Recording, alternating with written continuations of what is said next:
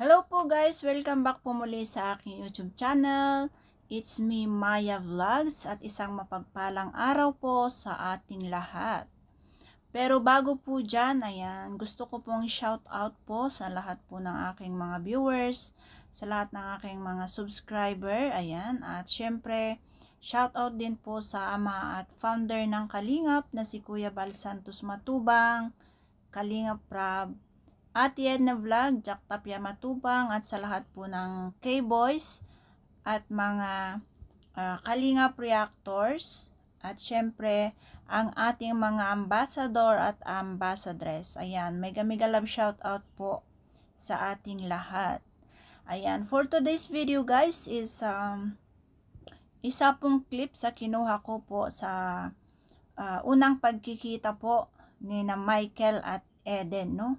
Sa part po na ito is may tanong po sa kanya si Kalingap Prab, at ito naman po ay sinagot niya po ng buong tapang at napakatotoong sagot, no?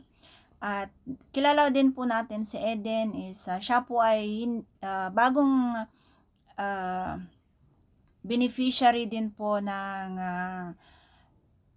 Kalingap at bagong K-Angels, at siya rin po ay kumbaga is wala pa pong masyadong sponsor.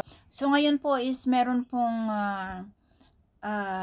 ilang katanungan po si Kalingap Prab at iba pang K-Boys para po kay Eden habang hinihintay po nila ang pinakahihintay nilang bisita, no? So ngayon natin pong pakinggan kung ano po yung tanong na ito.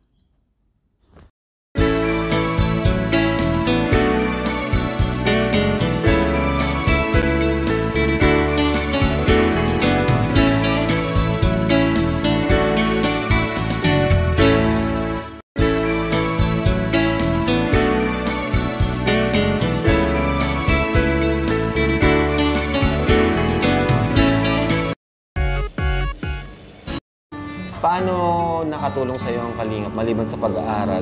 Paano niya nabago ang buhay niyo bilang isang Maruya girl na natagpuan ng Team Kalingap? Ni Kuya Andy, shout out kay Kuya Andy. Ano po, lagi na po ako nakakatulong ka lang mama, tas parang hindi na po ako yung naghihingi sa kanila, parang ako na po yung nagpro-provide minsan. Hindi na siya yung humingi, siya yung nagpo-provide. Ang galing naman bro, kahit estudyante pa lang siya, may nabibigay na siya sa mga. Oo, lahat sila. Even Dahil yan sa Yancy, dahil sa Team Kalingap. Dahil sa mga viewers din natin, dahil kay Kuya Bal, syempre dahil na rin sa atin, no? Sa buong K-Boys at Kalingap Partners. Kaya yun, masaya naman ako at na-appreciate mo naman yung tulong ng Team Kalingap. May tanong pa akong isa. Although medyo, mapansin mo bro, medyo napag-iiwanan siya, no? In terms of sa pabahay, sa mga blessings na dumarating. Sa mga sponsor, halos wala talaga si Eden. Ano naman yung masasabi mo dun, Eden? May nararamdaman ka bang negative or? Ano naman po, okay lang naman po kasi sa akin yung pero ano po kasi yun, buhay ni God, kasi hindi naman paunahan yung namin. Tapos kung ano naman po, ibibigay rin naman po yan. Ako din bro, may tanong din. Sige bro. Siguro naisip ko na din to. Nagsiselos ka ba sa mga K-Angels na may bahay na? Oo nga, no? Madaming sponsor, madaming nakukuhang blessing. Nagsiselos ka ba sa mga ganun? Hindi po. Bakit? Yung iba nga po mas wala pa sa akin, pero hindi naman po nag-complain. Oh, galing. Totoo nga naman. Pero pumunta ng mga K-Angels na mas walang-wala pa kaysa Oo, kay compared kay Eden. Masaya rin naman po ako para sa K-Angels, kasi deserve din naman po nila yung mga pinaghihirapan po nila yun. Tapos madami rin po silang pinagdaanan yung mga ganun. Tapos kontento na rin po ako sa mga tulong nila, Kuya Rab. Kasi po mga napapaaral po nila ako. Tapos yun po, malaking opportunity na po yun para sa akin. So yan po yung tanong nila kay Eden, no? At grabe, sobrang napakabait talaga ni Eden. Talagang yung kanyang sagot is sobrang totoo, at syempre narinig natin doon is nakontento na siya kung anong meron siya. Ito yung napakaganda kasi kung ano talaga yung meron or kung ano talaga yung naibibigay sa kanya is talagang na-appreciate na at kontento na siya doon. Hindi na siya humangad pa ng kung ano pa. Yung naghintay na lang po siya kung ibibigay po iyon ni Lord o hindi, no?